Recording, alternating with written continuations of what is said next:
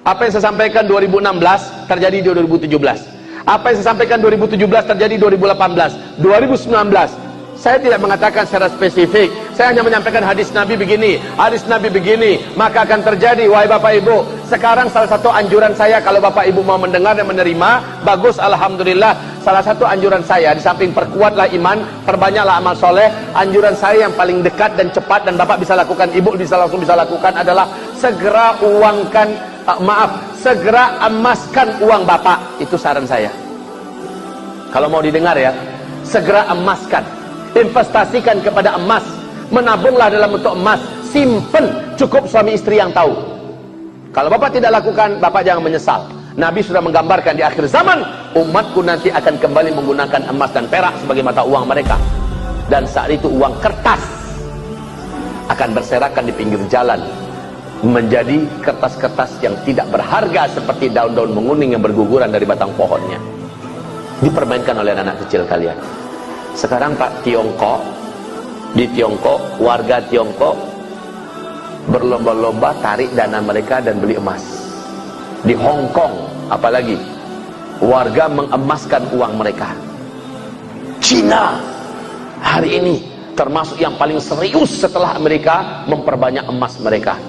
Australia, negara besar Pak. Kenapa? Ini negara-negara besar tahu apa yang dikatakan oleh Bill Gates, orang terkaya nomor 2 dunia. Ada yang mengatakan nomor 1 dunia. Bill Gates sudah mengatakan 2018 krisis moneter dimulai, 2019 dan seterusnya akan terjadi kehancuran ekonomi dunia yang paling mengerikan, dan uang-uang kertas menjadi tidak akan ada harganya lagi. Negara manapun akan terimbas oleh dampak kehancuran ekonomi ini, kecuali negara-negara yang punya stok emas. Dan Nabi dulu sudah menggambarkan.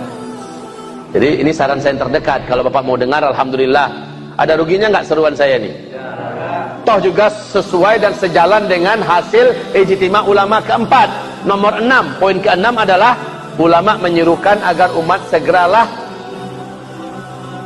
investasikan hartanya menjadi emas. Ini untuk keselamatan umat Nabi Muhammad di akhir zaman. Apa yang saya katakan ini pasti akan terjadi, karena ini adalah hadis Rasulullah SAW.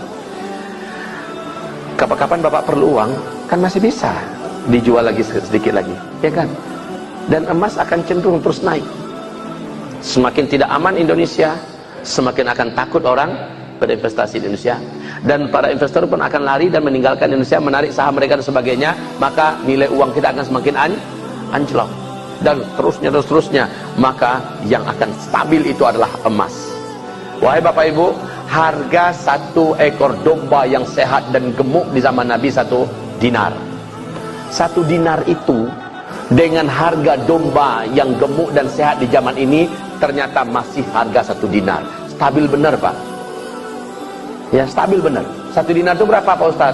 Lebih kurang kalau sekarang 2,5 juta. Sementara uang Rp1.000 tahun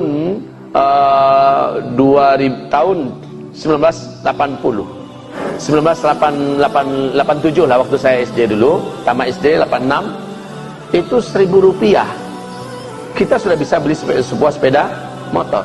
Harga sekarang Pak, Rp1.000 kita bisa beli apa? Penambah tai gigi paling. Tapi kalau emas stabil sampai hari kiamat, tetap stabil. Jadi ini anjuran saya yang terdekat. Yang punya tabungan, yang punya simpenan, coba segera jadikan emas. Ini kawan-kawan kami yang di bank pusing dengarnya. Ustaz Zul, berhentilah ceramahkan itu. Habis tabungan orang ditarik-tarik. Saya katakan, ini kewajiban saya menyampaikan. Kewajiban saya menyampaikan, kan kasihan umat Nabi Muhammad. Mereka punya uang tabungan 100 juta, 200 juta. Ternyata nggak ada harganya lagi.